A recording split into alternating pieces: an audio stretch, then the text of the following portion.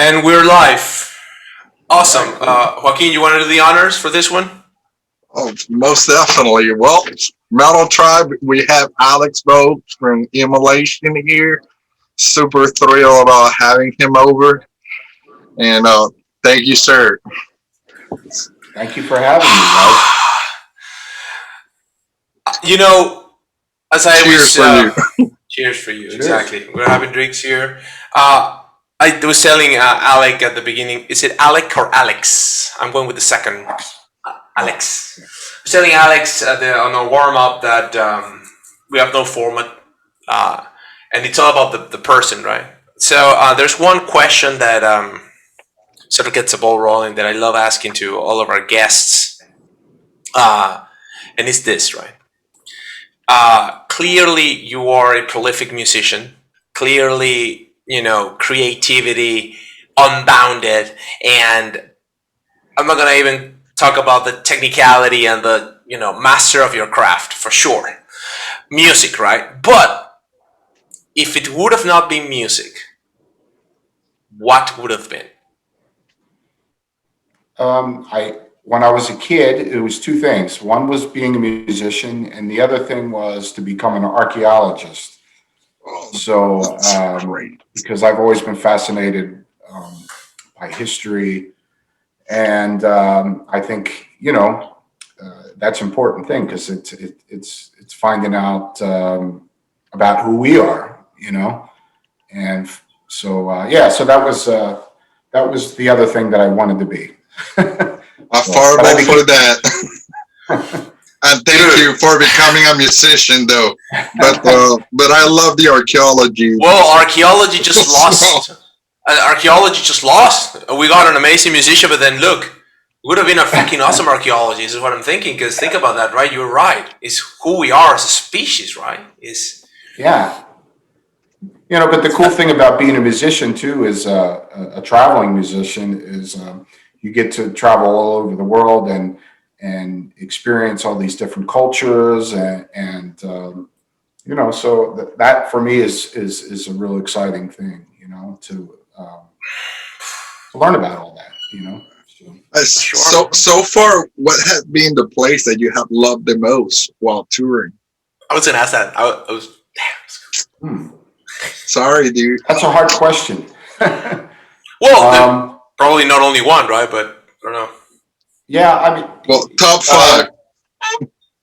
yeah, top five. Well, I love Central South America. I love playing down there. I love the people. I love Europe. Um, Asia is fantastic. Um, yeah, there's some of my favorite places, I guess.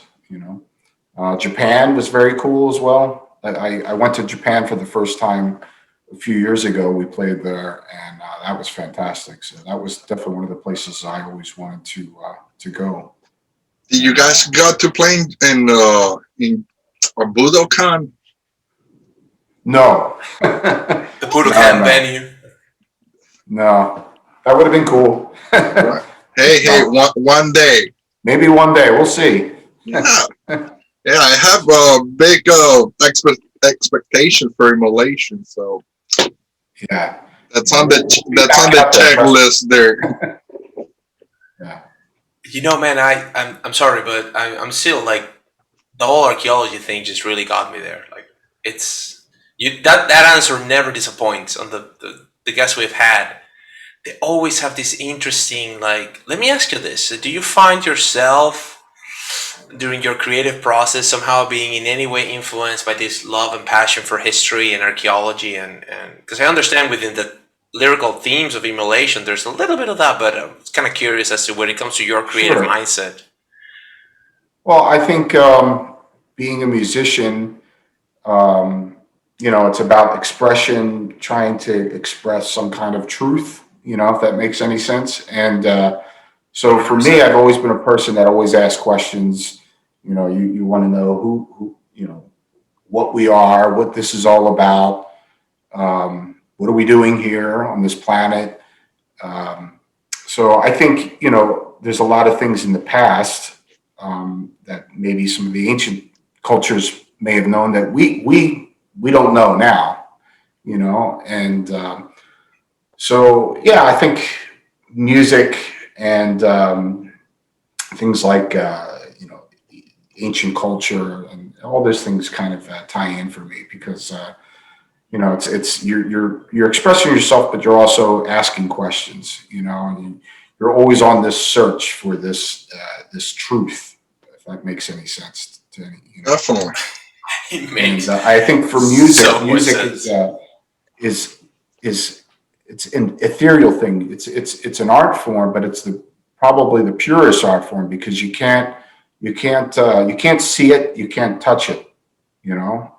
It's And ethereal in a way. yeah, so yeah, I think all those things kind of tie in for me. I mean, I think most people probably don't. They're only interested in what they're doing for the weekend or whatever. But I've always been a person that's, you know, tried to figure out What what this is all about, who we are, and the planet, and all those Joaquin nerdy wants to ask a subjects. question. Joaquin wants to ask a question. Joaquin wants to ask a question right now.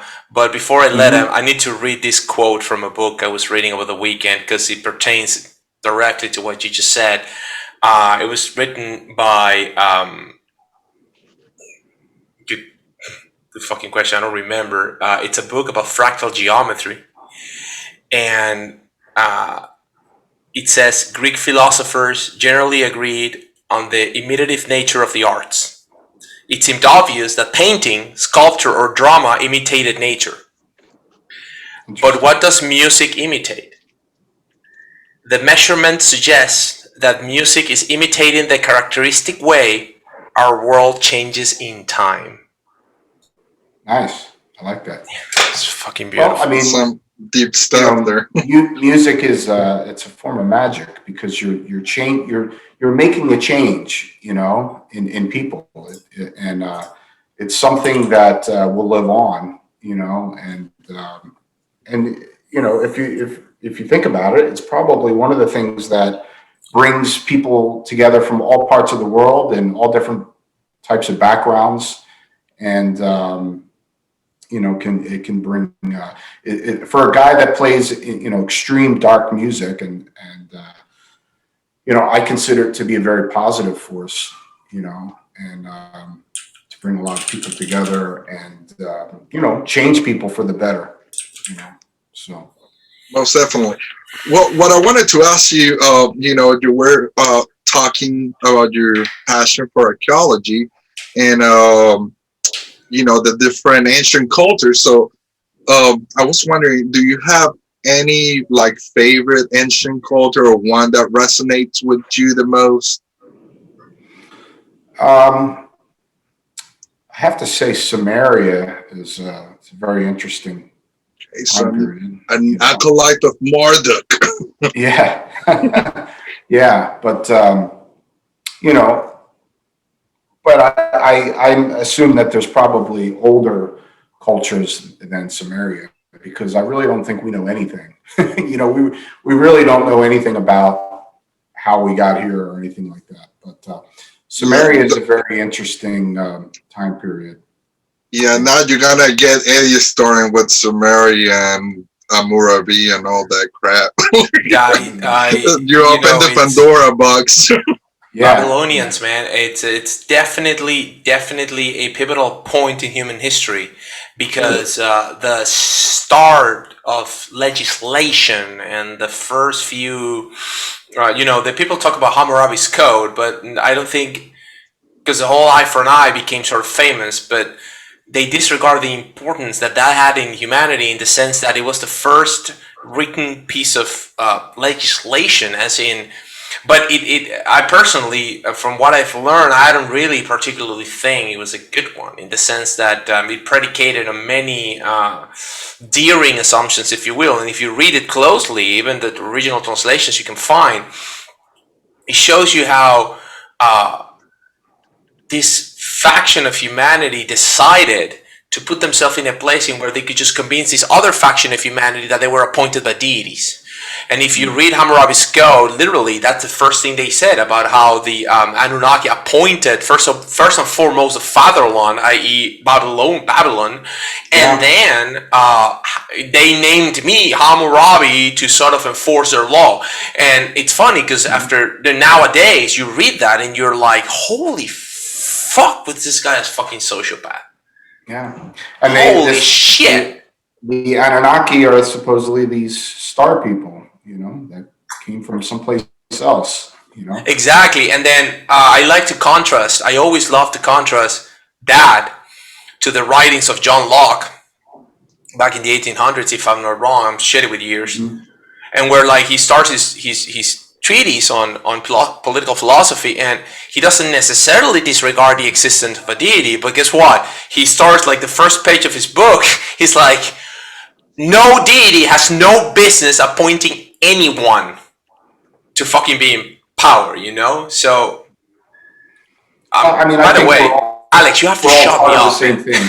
Yeah. You have to shut me up, dude. I'm gonna go ramble about this thing. Well, I mean, I think we're all part of the same thing. We're all energy, and and everything is conscious. They're even saying the universe is conscious as well. So, I think we're on this planet right here. We're probably the new kids on the block. So we're still in kindergarten. We're still trying to grow up. So because if you think about it, knowing what we know from science, we really haven't been here all that long. So we're still growing. Still trying to figure out who we are. But to go back to the past, we were talking about archaeology, is we can find some answers, I think, back in the past. Maybe some of those people were onto things that we kind of forgot, So. Well, it I don't mean seems to that get too philosophical on you guys. No, dude, that's kind of what we're you're trying to get out of you. So Yeah, you're a man after my own heart. It's amazing. That's what I'm so kind of the humanity behind these projects, because anyone can get your record and listen to your stuff, but how did that stuff comes to be? There's a synergy going on, bandmates, and what can you share? What can you share about that creative process in clearly you set up with your dudes in any of the projects that you think it's worth mentioning? Like it's that chemistry, that synergy that happens when the creativity starts pouring. It can happen at any time, and it just starts with a couple ideas on the guitar, and then it just expands from there.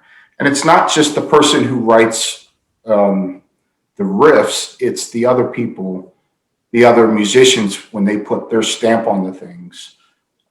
Just brings it all to a whole other level. And for me, writing music is one of the most exciting things. It's just that creative process. You start something from scratch and you build something, and that for me is just the most exciting part. And the thing is, for me as a musician, I've been playing music since 85, 86, something like that. And I still feel that I haven't hit that pinnacle. I'm still on that journey, on that search to reach that next level. Music. In which aspect? Creativity, composition, technicality, tone? Yeah, just I would say composition. For me, okay. The most important thing is songs. I mean, when I was younger, in the 80s, when I first started playing guitar, there was a short period of time where I got wrapped up in the whole shred thing and technical aspect, but that kind of went away pretty quick, because for me, it's the most important thing is the feeling and the emotion in the music. You could be the most technical player in the world, but you sit there and you listen to something and you say, "Oh, that was interesting," and then that just kind of you forget about it. Fates. But the music that sticks with you, like, for instance, Jimmy Page from, Led Zeppelin. Jimmy Page is not a technical guitar player like if if you compare him to somebody like Steve Howe from Yes or Yngwie Malmsteen or somebody like that. Gotcha. But the thing is the emotion in the music, and that's what's most important. I think is the feeling in the music. So for me, I'm always trying to create, I guess, a kind of mood, or feeling in the music, and with Immolation, a lot of people think Immolation's a very technical band. I mean, I don't think we're very technical. There's a lot of atmosphere and discordant riffs and stuff like that. But for us, still the most important thing is the atmosphere, the darkness, and the feeling in the music, And there's nothing more important than writing good songs, than being the best musician in the world. I strive to be a good musician, but it was never that important to be like the fastest guy on the block or something like that. Right. If that makes any sense, But it's all about songwriting. That's the most important thing, is moving people, I mean, there's nothing more satisfying when you write something and it touches somebody else in a positive way, So that's I get it. thing. I get it. It's not about the fame and how many records you sold. It's about inspiring somebody else to do something great. No matter, and it doesn't have to be music, True. Anything in life, Well, So you definitely do, man. Like witnessing your shows, it's one hell of an experience. It's like borderline religious. Do you? we can't wait to play soon. So we Yeah, have man. our first gig back, and I think in like 2 months or something like that. August, we're That's playing in Vegas. Yeah. Yeah, I'll be there. Oh, awesome. Yes, sir. And also after that will be on Philly, right? Philly, yes. After yes. Vegas. Yeah. Yep. So I'm we're contemplating heading there too. Yeah. Not sure yet, but I'm already going to Vegas. That's a fact. That's Awesome. happening. Oh, I'll see you out there then. Fucking, I want to go to Philly. I want to give me a cheesesteak. Listen, do you believe in labeling your music as a genre? Do you believe in it? Because if you Google yourself, right, the words death metal are gonna come up, right? And I'm always curious as to how the musicians themselves see whatever they do. Some of them are clear. This is what we're doing. That's what we want to shoot for. Others are pretty much like, fuck it, I'm just playing. And if you want to label it, fine. But Yeah. it's a two-part question. A, do you believe in those labels? And B, if you do, what is death metal to you? I'm curious about it because it's kind of like subjective, kind of a little bit, and I'm just always curious to hear the take of the musicians, the creative, people.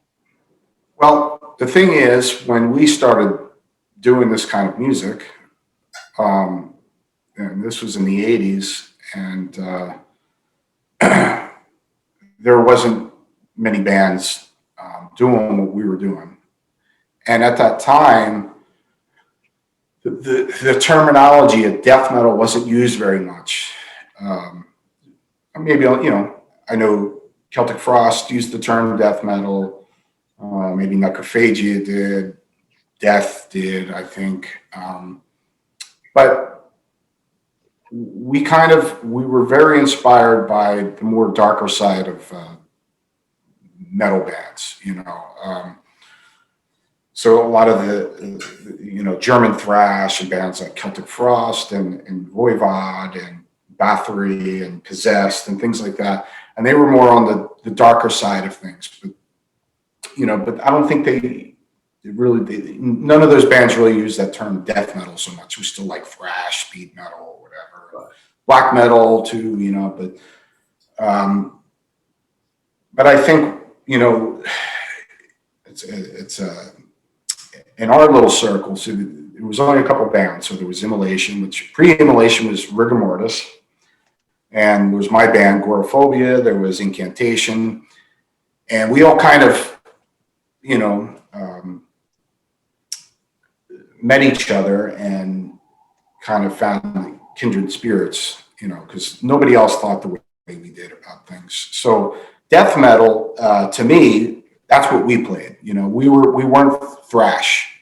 You know, we were much more extreme than the thrash bands. We were much darker. We emphasized more on the darkness and the atmosphere and the brutality as well. So I think, you know, you could even use the term black metal because of the darkness, you know. And the original idea of death metal when we all started was the darkness in the music, you know. And I think a lot of bands that came out in the 90s were more like thrash and technical and brutal and stuff, but they kind of lost that darkness and atmosphere in the music, you know. So for me, what real death metal is it has to be very dark and atmospheric and have the brutality and the heaviness, the whole package, you know. So, you know, I come from a different time too, and you know, there's probably guys that came up in the 90s or came up in the early 2000s that, you know, didn't have the same experiences that we all did, you know, or the same influences. But you know, I'm comfortable with the term death metal. Does having a label mean so much to me anymore? No. Back in those days, it did because it separated us from the thrash scene, you know. So we were kind of the outsiders, you know, back in those days, and we weren't accepted either because at first, when we were all playing the music we were playing, it wasn't very accepted. Even the thrash bands didn't like what we were doing. They thought we were noise or whatever, you know. They didn't understand it. They didn't understand the vocals and the down-tuned dissonant guitars. And, you know, but yeah, I mean, nowadays, does having a label mean so much to me? Probably not so much. I mean, they got so many labels for everything nowadays. They want to, you know, for me, it's just about being an individual, creating your own voice, your own vision, your own world, you know. I love that philosophy so much. Individual voice. None of us, we had our influences, but we didn't want to copy our influences. And exactly. I hear that in a lot of the younger bands today. They just, there's a lot of good bands, but a lot of them just try to kind of copy something that happened before instead of just trying to speak their own voice. That's what I want to hear in music. I want to hear people kind of have their own voice and their own message. And you know, I like to hear bands take chances, you know, and to be an individual, you know. I couldn't agree more. Right. Yeah, but you know, like I said, it depends on the time period, you know, that you came from. From all the early bands, especially in the early scene, you know, like I said, we had our influences, but I think most of us kind of we're all doing our own thing, you know, and I don't hear that so much in music in these days, you know. So let me ask you a question, Alex. Is there any newer band that you're, you know, hopeful to see where they go? Kind of like, you know, excited about doing something new? Yeah, for sure.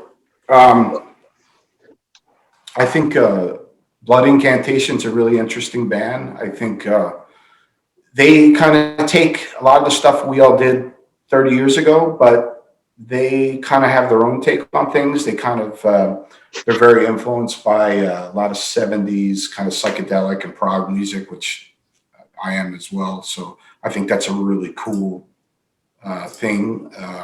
So I can see a band like Blood Incantation maybe going in some other directions, you know, and that's what I like to hear. I like to hear bands that they're always trying to think ahead. And every time they do a new record, they're reaching out as a band, trying to explore new territory that they haven't been to before. I mean, some bands you could argue, like I'm a huge AC/DC and Motorhead fan, and I only hear Motorhead and AC/DC doing Motorhead and AC/DC, you know. But you know, but I always like bands that try to think outside the box, if that makes any sense. You know, so Totally. I think Definitely. Bloody Can is an interesting band as far as newer bands. Yeah, you guys went on tour with them on 2019, if I remember well. Yes. Mm-hmm. Yep. We toured with them with did a short tour with them with Morbid Angel, and we liked the band. We liked the guys when we got to meet them on that tour with Morbid Angel, and then we decided, you know, we should bring them out on our own tour, you know, which we did, and yeah. So the guys that are a lot younger than us, guys like those guys, they're all probably around the, 30 years old, something like that. So that, you know, as smart as those guys are, they're smart guys. They're very open minded. And when I see people like that are younger like that have that kind of mindset, that's inspiring, and it's also gives me a lot of hope too. You know. Nice. So I hope more bands try to have that kind of outlook on things. You know, that open mindedness. You know. That's awesome.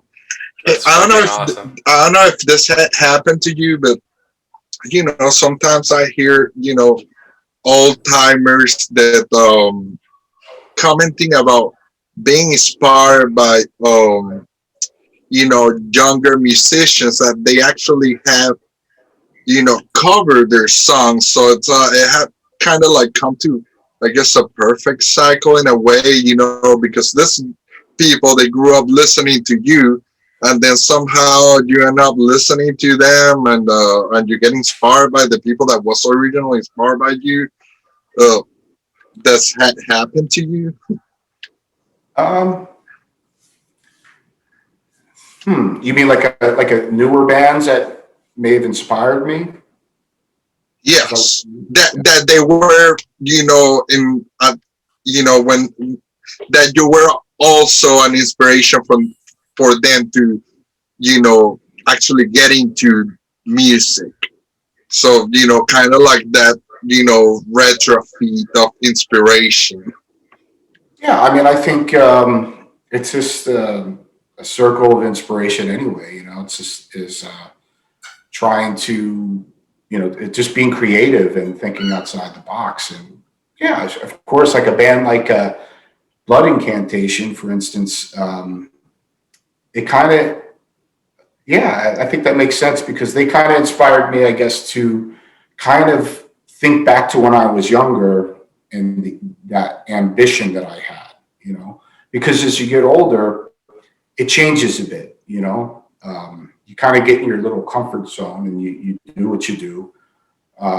But seeing those guys and just seeing how enthusiastic they are about everything and about music and just, about trying different things. And yeah, that inspires me to kind of try to get back to that mindset when I was a little bit younger, I guess, Nice. the excitement, of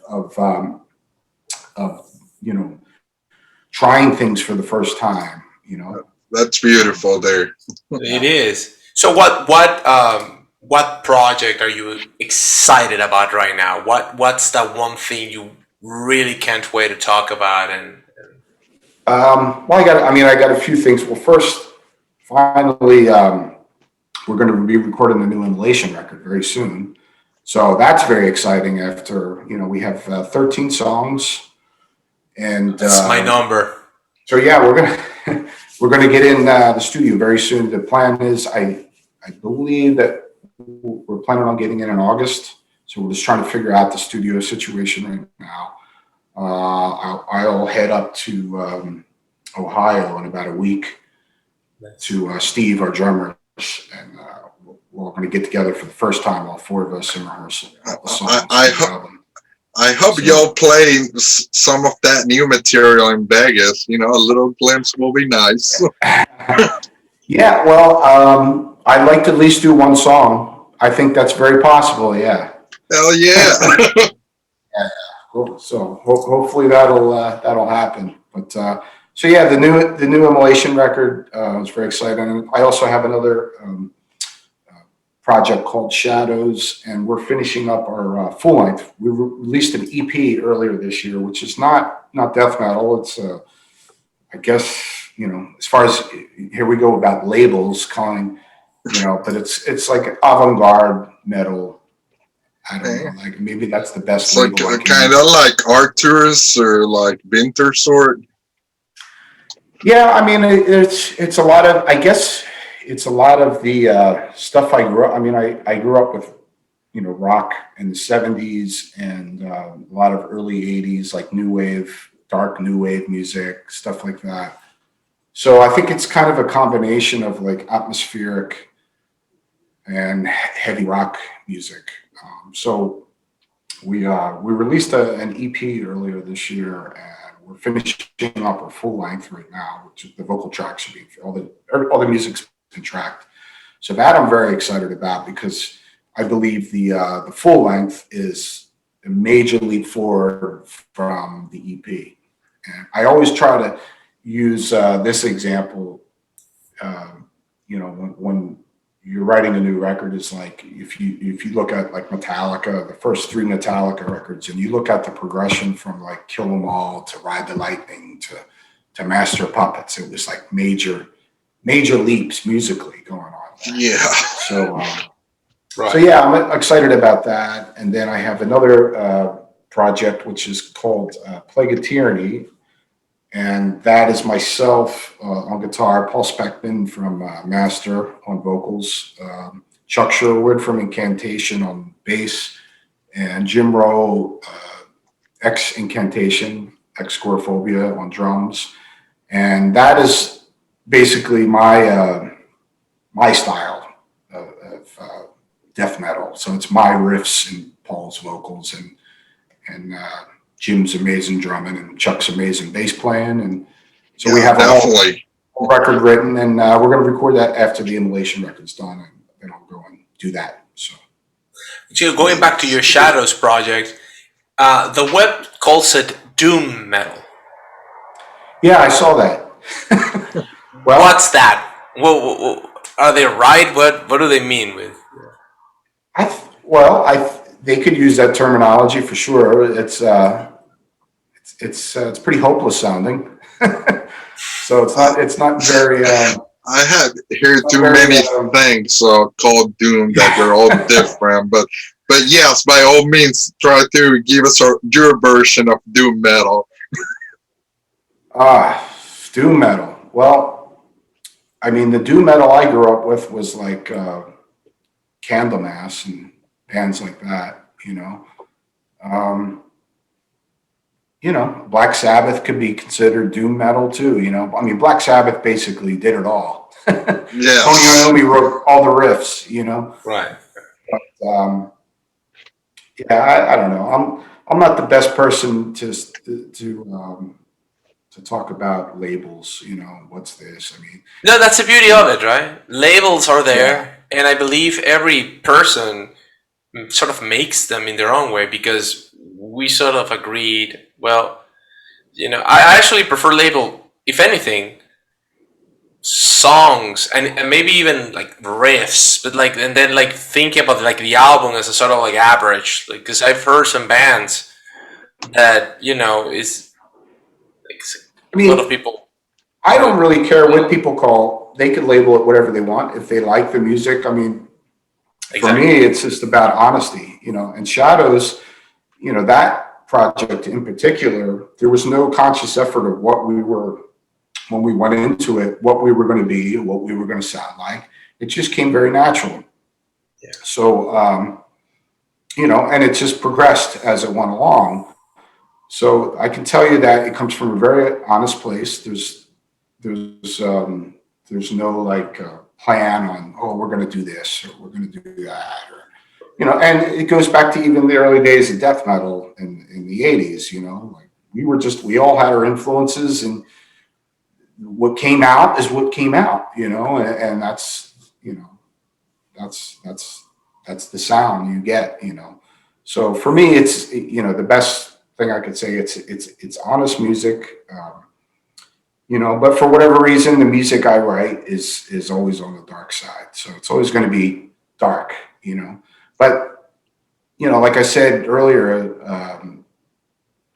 music can be dark, but it can also it can also be a very positive force, to enlighten someone. And I think even in Immolation over the years, especially in the lyrics,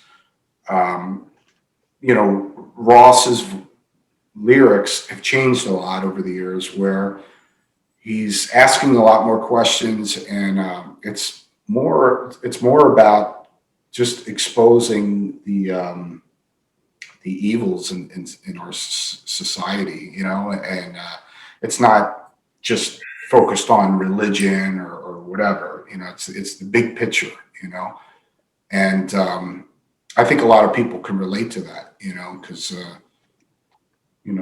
to expose the evil that divides all of us, and suppressing humanity in general, So I think people can relate to a lot of that too in the lyrics, because I think, with Immolation's lyrics, it's pretty serious. I don't think a lot of people realize that the lyrical topics,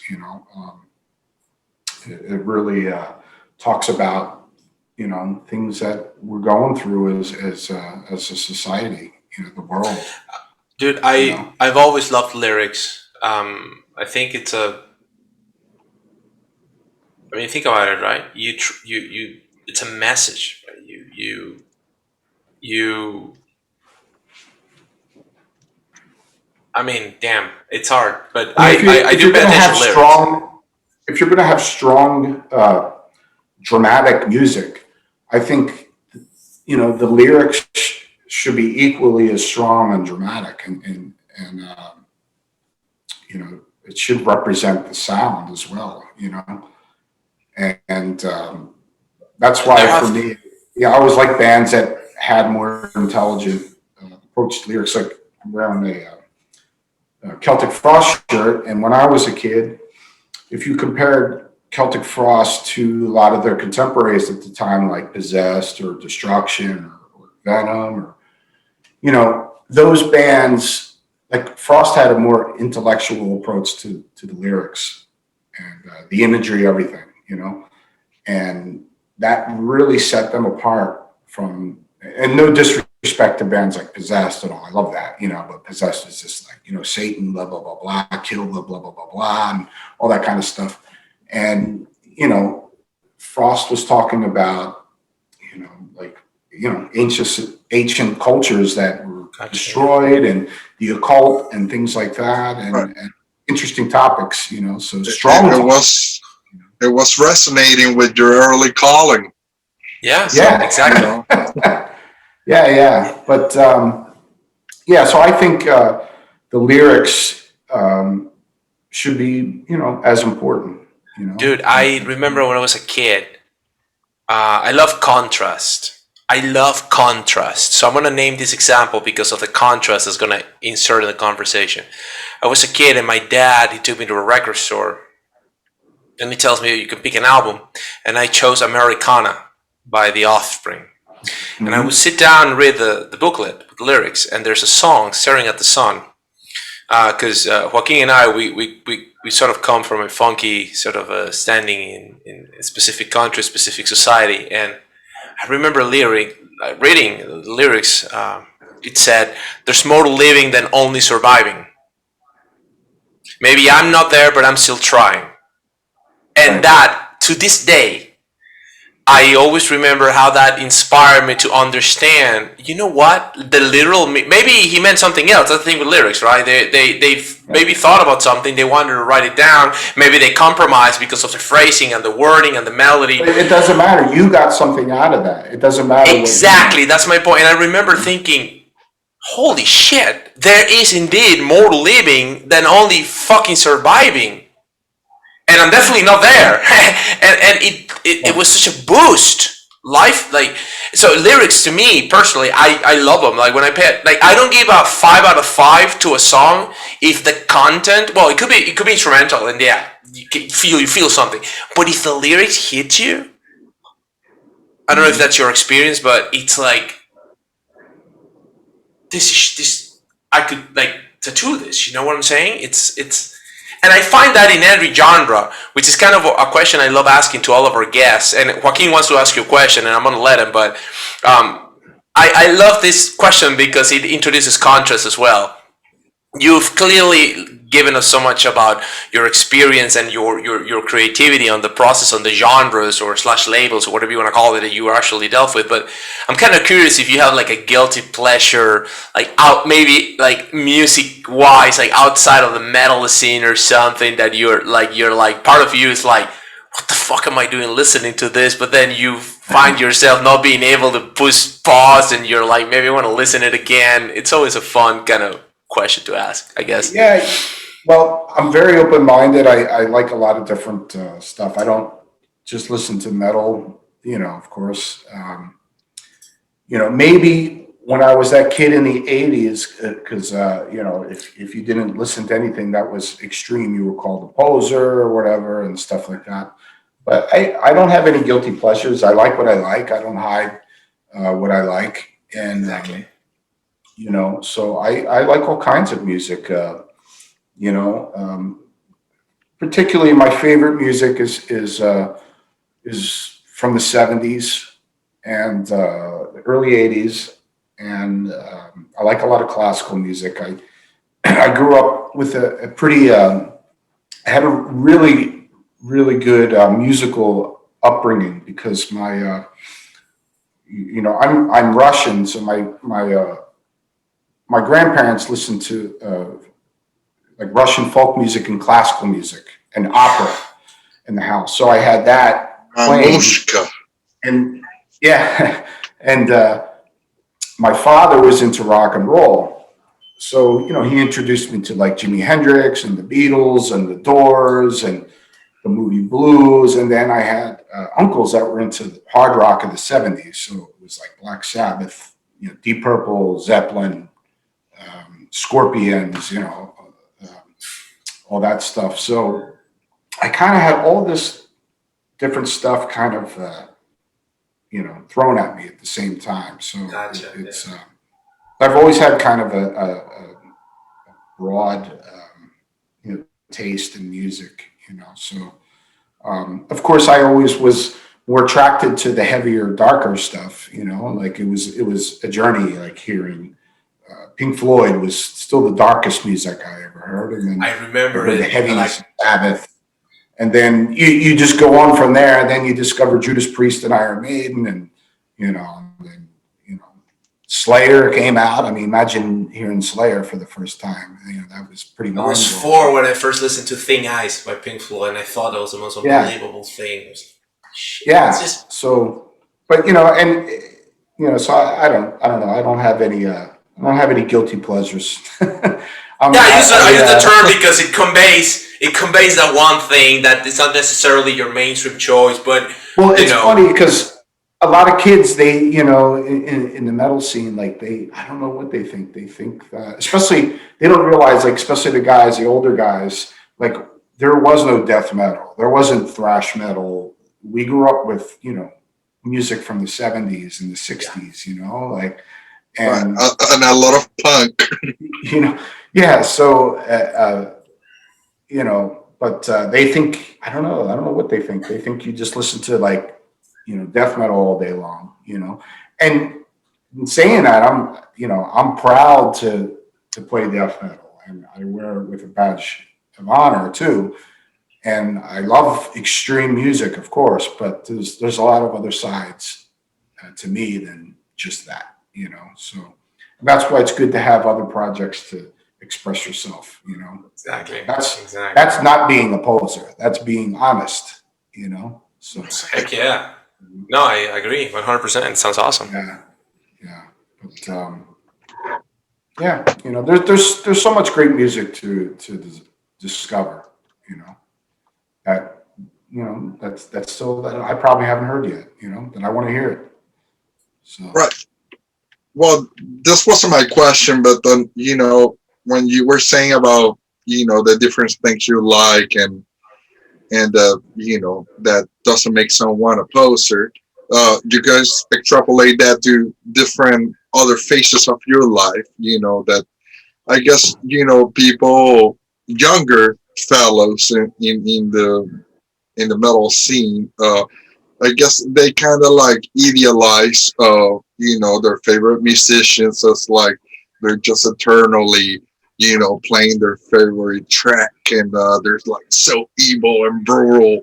But the people yeah, that yeah, they know you a little bit better, they get to know other phases of your life. Like you're a family man, and um, you're actually an upstanding member of society and all these things. And but I'm just wondering, as being an old timer of you know the death metal scene, um, when you interact in those other areas of your life with other people, they're, let's call them lay people or not metalheads or whatnot. They also may create their own assumptions about you, and probably like half of them are completely wrong. Like, does that happen to you very often, and how do you feel about that? How many skin goats you have hanging in your living room? um, well, yeah, of course, people have assumptions and what they think you are. But I think for me, I think I could speak for all of us in Immolation. We're all very down to earth people. There's no egos in this band. And I think it's important to let people know that, that we're no different than anybody else. We're just out there um, doing what we do. And we're very fortunate that there's an audience that likes what we do. That's the crazy part, because we didn't start playing music to become a rock star or to become rich or any of those things. But yeah, of course. I mean, when I was a kid, I remember looking at the Black Sabbath albums, and it was frightening. Like these guys. I remember seeing pictures of Tony Iommi, and he was just intimidating looking. And think about when Venom came out and Slayer. It's like it was just so extreme, and especially back in those days, you didn't. It's not like the internet nowadays where everybody's life is right there in front of you. Right. And I try to show that too, like just that side of me. I don't have a problem with it showing photos of me and my wife or my daughter or people in my family, just to kind of show people like, hey, I'm no different than you. And, you know, um, I think when you're younger, we all went through those phases of, you, when you're young, you just, you want to be extreme and you're filled with anger and all this kind of stuff. But as you get Heck older, you yeah. kind of realize that's a bunch of I'm still nonsense. angry. Yeah, most of the I time, mean, for instance, like misplaced even like anger. the black metal scene, everything that happened in Norway in the early '90s. A lot of these kids they kind of glorify it, romanticize about what happened. And like for instance, even Mayhem. I know the Mayhem guys. I actually even used to be pen pals with Euronymous in the '80s, and nobody is. None of those guys are evil demons or anything like that. Exactly. They're just trying to express themselves and create great music that they have in their head, and they have their own vision, and you know, but all that kind of stuff is just nonsense to me. Um, you know, being being real is just being true to yourself. That's true. That's being real. Fuck, I'm gonna take that as being real is being true to yourself. That right there is. We have to put that in the. Whenever we upload that this, goes in go in it. That goes in quotation marks. You know, I'm sure I've disappointed a lot of people over the years. You know. Well, everyone, dude. Oh shit. Killing goats in my house or something like that, or whatever. Yeah, where are the goats, man? Well, we want to see the goats. Hey, we have Goreaphobia for that. They can't kill the goats. Yeah. But, I mean, my girlfriend grew up in a ranch, and they killed a cow every once in a while, so I guess that counts, right? Probably. She could teach me, like, yeah, that's how you do it. So, yeah, you have to eat, man. You gotta eat. Yeah. That's interesting, man. That's interesting. Like societal stereotypes. I always tell people, stereotypes are just subjective appreciations of statistical trends, subjective interpretation of statistical trends. If you think about it, there's really nothing wrong with a stereotype. It becomes a problem when people just lean on them to hate. I mean, there are stereotypes that are even funny. Like, I don't think any Dutch have gotten angry because they were called, "Oh, you're Dutch and you're tall." Yeah. And I don't think they get angry at that. You go to the Netherlands, they're all tall, and then you look at the numbers. That's a thing, right? So, I think also if you're the type of person that is in the public eye, and a person like myself is a small.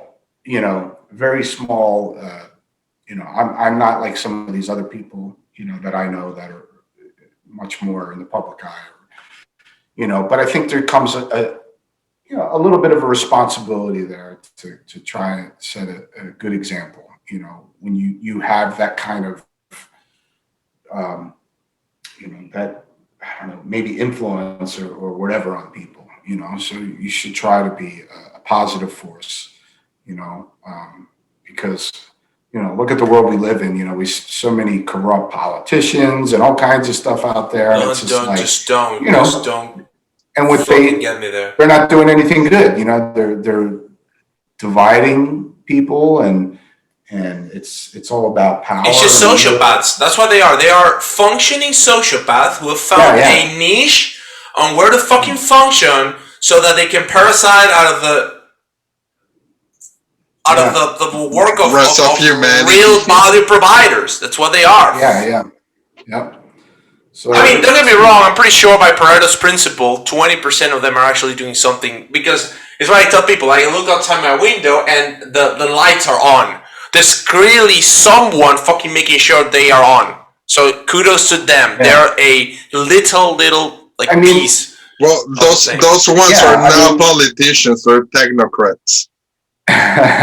Yeah, I mean, the thing is it's pretty simple in life. It just don't be an asshole. Don't be a fucking dick. Exactly. Don't be an asshole. It's we may not everybody's going to agree with each other. Everybody has their own path, has their own beliefs, and that's fine. And you agenda on somebody else and say you have to live this way. So, for me, it's pretty simple. It's just don't be a dick, Don't be a dick. And we could all live pretty happily. It's not that complicated. It's just people's egos get in the way, So, but I think that's important, as a musician to try and to kind of have some kind of influence on people to try to be somewhat of a positive force, and show an example. I was playing around with the emojis thingy like this, and I hit stop because, again, I don't know what I'm doing here. I'm pretty sure we can edit it on post or whatever. We don't really, but I was going to give you a little heart. Hopefully it shows on the recording, because I think it will. I think it will. Dude, this has been one of the most thoughtful conversations we have had, and it's a beautiful contrast in that a death metal interpreter, performer, performer, that's a word, yeah, gives, has shown such a thoughtful, like, beautiful sort of, like, you your words, right, down to earth sort of philosophy about things. And I guess that's what we do this. These contrasts we want to uncover in music and in projects and everywhere, and it's sort of our major source of inspiration. If I could, if I had like billions of dollars, the kind of shit I would be pursuing is I would try to like get like a black metal band and Daddy Yankee on the same stage to fucking show the world that labels and everything else is bullshit, and it's all about music and art forms. And you may disagree with beats or simplicity or even the business side of it, but ultimately I do believe that, like on the quote I read at the beginning, fucking music is just about how our world moves around us. You can give it an interpretation you want. I love the one you gave it, magic. I gotta tell you something about reggaeton, man. I used to hate it with passion, but when I went to a Miami club, my wife hates it. yeah, I used to hate it as well, man. Like, and it's not that, oh shit, I'm passionate about reggaeton or anything like that, but after I went to a club in Miami and I saw the female anatomy dancing to reggaeton, I couldn't hate no more. That was something beautiful to behold. No, what I'm trying to say is that everyone. Oh, I'm sorry. Go ahead, Alex. Music is freedom. Exactly. I was. Music is freedom. It's everyone. Everyone just shows up. Go ahead. Go ahead. Go ahead. Yeah, I mean, there's a lot of bands that I don't like, and but if they touch somebody in a certain way, in a positive way, then that's great. So what? Just because I don't like it, or somebody else doesn't like it, that doesn't mean it's wrong or something like that, So if it has some type of positive effect on somebody, then fantastic. Exactly. Just wanting to pursue your inspiration and working so that you develop that chunk of music, right? Even if it's 4 or 5 bars, 4/4, and they drop it, and it's interesting, and I guess that's the thing. I keep saying that I'm a musician first, metalhead second, kind of. I think that's how I feel, and Joaquin and I were having that conversation the other day about to check this reggaeton song. We're probably gonna fucking lose billions. Out of a billions of metal research fans, we're probably gonna lose a massive amount because of this outburst of genre. But it's not just reggaeton, right? You could just when I'm fucking coding, I hate that word. I'm programming. I put some classical guitar, right? Or I'm not necessarily listening to metal when I'm trying to fucking get a chunk of code to work, and it's mood, right? Mood driven. Yeah. It's mood. You wake up in the morning, you pour yourself some tea, or you may not be listening to death metal. You're probably gonna be going with something lighter. But it is true that you're following a kind of specific passion that drives you to write that kind of music. When you're writing, sometimes I pick my guitar up and start doodling something, and it is true that you converge to a specific type of movements or tempos or scales that could be labeled, right, as death metal or something. So. Well, I mean, it's therapeutic to do that, to get that energy. I love that word.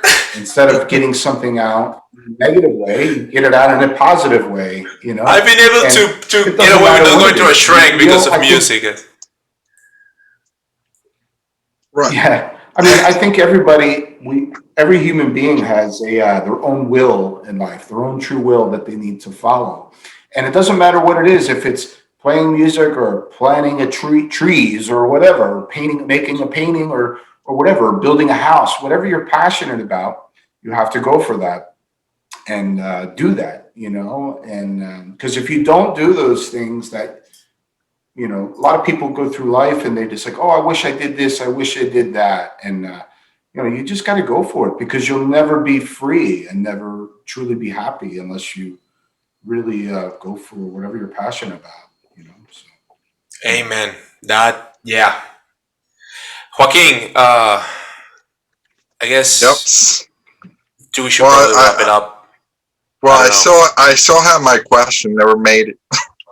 No, dude, please go ahead. I mean, Go I ahead, see that because you're not shutting me up. You gotta be like Eddie. Fuck. And then either one of you, you gotta. I mean, come on, you gotta shut me up. But No, I'm trying, but you're not seeing the side screen. we have a little side screaming where Joaquin. All he does he says like a little emoji, and it's like fuck. It's a. But you see, we have the raise hand feature here. You can raise your hand, but it's gonna freak people out because it changes. Right.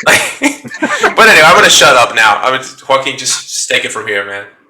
Plus, you're also spoiling it because when I want to say shit, you're not supposed to say like, "Oh, I got a question." It doesn't look organic. No, but please do.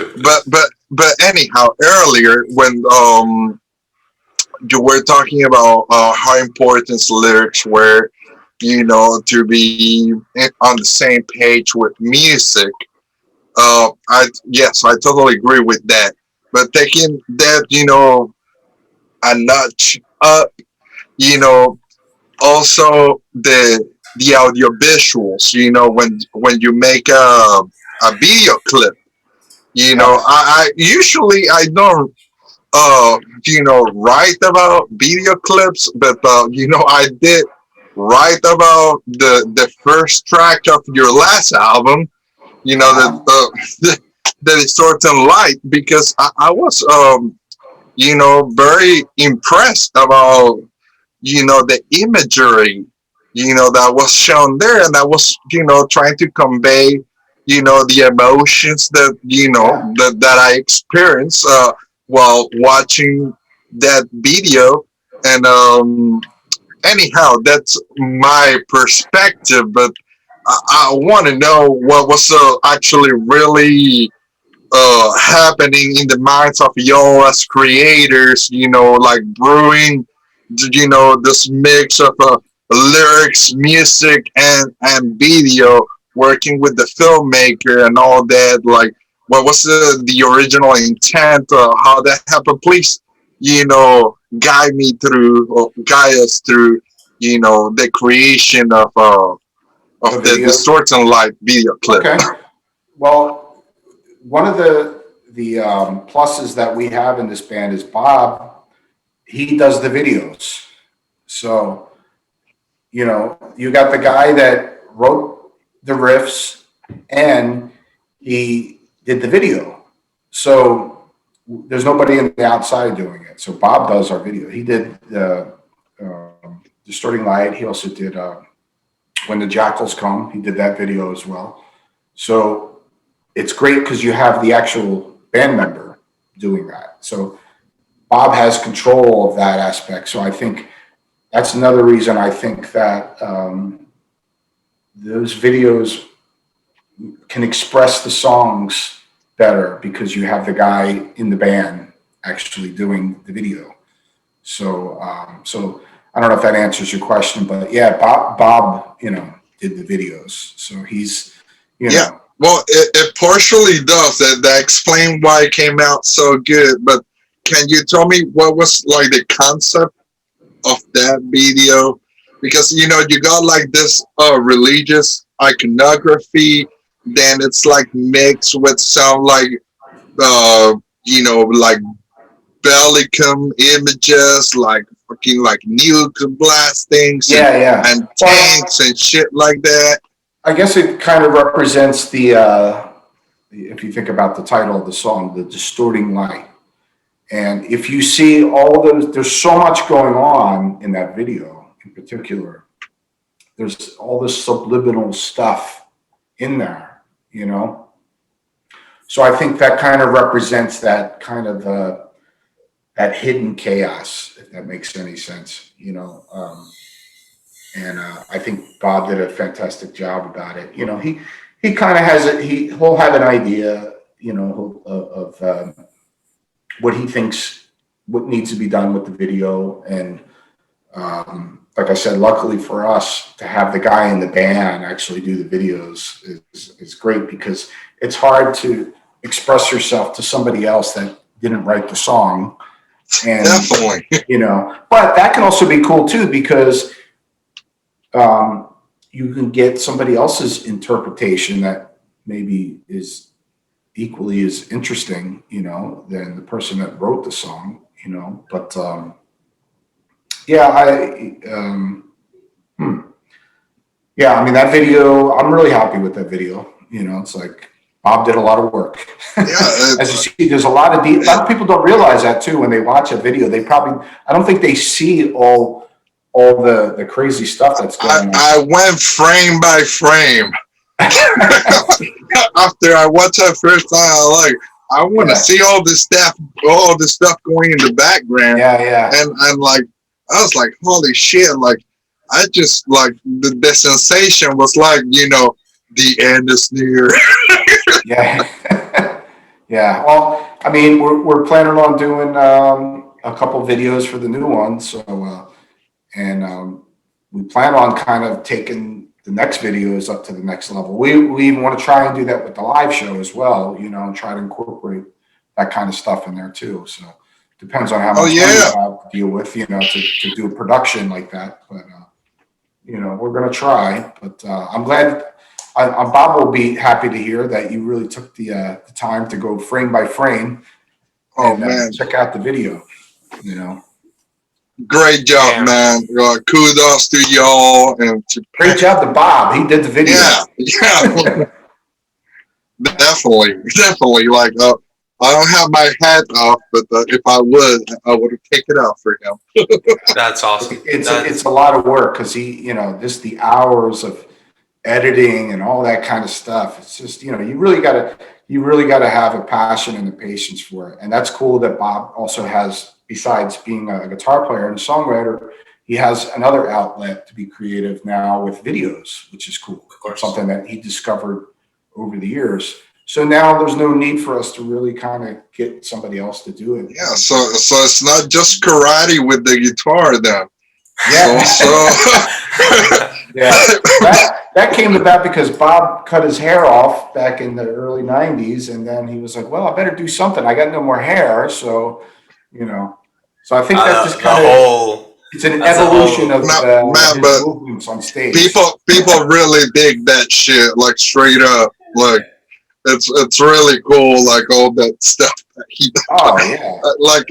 I don't know, man. It's already hard to play y'all songs without doing all that. That's next level. Yeah. That's a whole you cut your hair off and your powers leave. He was like, I got to do something. I got to figure something. I can't bang my head. I can't bang my head no more because I had neck surgery. So I had herniated discs in my neck. So I noticed a lot of fans oh, he doesn't move on stage, and they didn't know. Oh shit! Get a fan so it blows your hair. Yeah. See, that's the thing. The same Tom Araya had the same surgery as me. Same thing. So he went through. See, that's the thing, right? Because there is a human being creating this, right? That's the beauty of it, right? It's like, why can't you headbang? Well, I got fucking surgery. Chill. Yeah. That's what I'm fucking saying. I have to figure out something else. We'll see. I don't think I'll be doing the stuff Bob does. So. Hey, I think that would be pretty good thing to watch. Double the karate. Hell yeah. Sometimes I'm on stage and he may come over to my side of the stage and I look over and I see this guitar You're oh fuck.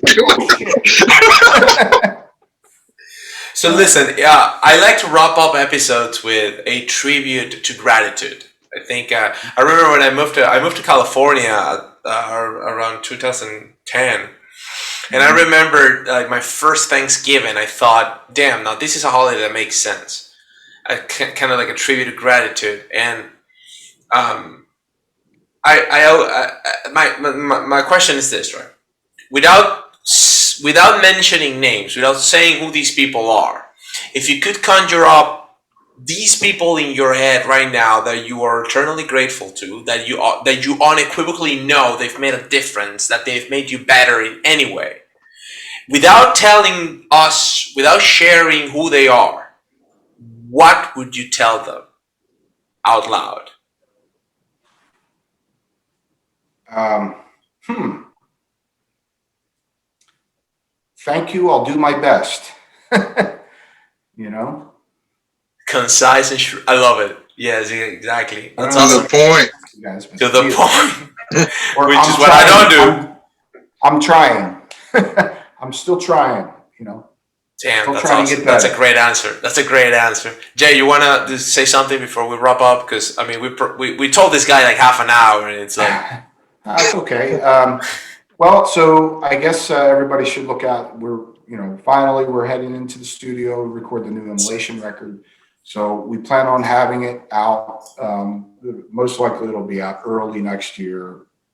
I don't see it happening this year, but it could be. I don't know. It depends on nuclear blast. So yeah, so we'll have a new record out early next year, and we will be back out on tour. We already have some tours booked. Can't say anything yet, but we have tours booked for the United States next year, and can we you got share some really cool locations? stuff. Can you What's share that? locations so can you at least share locations so people get a sort of heads up or not? I mean, if not, it's Um, fine. We don't want to spoil it, yeah, but well, we have the U.S., United awesome, States. So there'll be we're going to do a headline tour first, and nice, then we're going to do another tour, so a really heavy hitting tour. I can tell you that. That's going to be us nice, with a couple other bands. That's going to be a monster tour, and sweet. that'll be in the U.S. as well.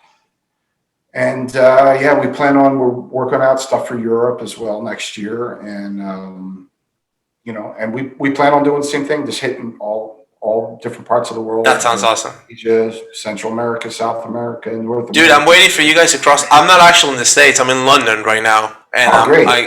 whenever you guys go across the pond, I would love to Well, like. we will definitely see you in London for sure, and send me a message. I'll put you on the guest list. When we play Dude, London. I mean, You know, I would love to take my girlfriend to a death metal concert. It's gonna be an interesting. Listen, baby. Oh shit. London shows Remember are when always fucking awesome. the Always last great. show she and I went together? I don't know if you heard. Tobias Sameth, Avantasia. It's Huh. it's a sort of concept metal sort of project. He's a German composer, Okay. and Cool. It's oh, it's the always Ed guy, dude. it's the guy from Ed Guy exactly. Oh, But okay. with a whole bunch of guest musicians, it's an interesting project. So we went together, Nice. and the number one challenge is like, what do you mean you're hungry? They're about to like. I love this song right now. I can't. So all I'm saying is there's hopefully something delicious to eat around the concert.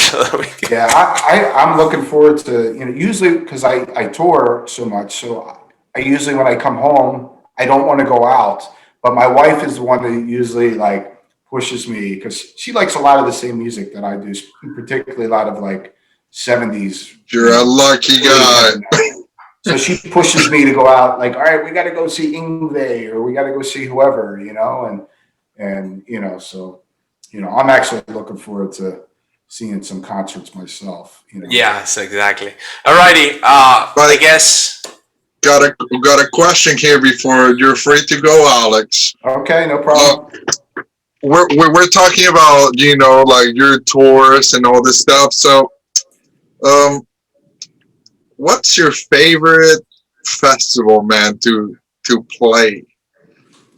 Ooh, Actually, let's divide this question into U.S. and Europe. for festivals? Yeah. Oh, Europe, easy. No, but I mean, what's your favorite festival in the U.S. and which one is your European festival um, choice? Favorite in Europe? And thank you for I like I like all the festivals in Europe. They're all fantastic. Some bigger, some smaller. One though I always really enjoy is Brutal Assault. They're just it's not as big as like say Hellfest or Grass Pop or Wacken or something like that, but it's a little bit more. I don't know. It just seems like the audience is a little bit more into the music or whatever, the energy levels is higher, you know. But that's, I mean, they're all good. Hellfest is great, you know. What about here, Land's a good one. Maryland? And in the US, yeah, Maryland's great. You know, I played Maryland, I don't know, a million times. But you know, Actually, twice in 2019. yeah. Oh, that's right. That's right. I forgot about that. Yeah. Because of who was it? Oh, it was Vomitory. Vomitory had an issue getting into the country, and they were supposed to play this, like, because we were playing the first night, and then they had to cancel, so we wound up being asked, and that's how we played 2 nights in a row. You know, so we filled in for Vomitory. Yeah, the more Immolation, the better. Nice. Yeah, so but we're playing the same guys who do that festival. We're doing the Netherlands Fest, which is the same people, you know, that do Maryland. We're going to be doing that next year. So Awesome. I that's also another great excuse to go to the Netherlands. Is it in the Netherlands? It's called the Netherlands Fest. So yeah, it used to be called Neurotic Death Fest, and then the guys from Maryland Death Fest took it over and basically changed the name, but it's like the same festival. nice. Okay. Awesome. All right. Well, I guess, Alex, listen, thank you for your time, man. This has been fun. Thank you. I enjoyed this interview. This wasn't the typical interview. We had some Great. really cool Awesome. discussions here. We're glad. So, yeah, You're Awesome. You rock. and hopefully I'll see you guys in Vegas or Philly coming up. Yes. Well, I'll be there. I'm most likely I'll go to Philly as well. Okay. Hit me up on Facebook, and I'll make sure to come out and say hello and stuff like that. Hell yeah. That's right. That'd be cool. Yeah, that's awesome. Looking forward Listen, to it. Thank you again. Your time. I'm going to say this Thank as you. much as needed. It's very valuable, and we appreciate it. You sharing it with us. I guess this is me, Joaquin, Mr. Alex Bouks. Thank you, everybody, for listening, and I guess we can call it. Thank you, man. All right, guys. Thank you. Cheers.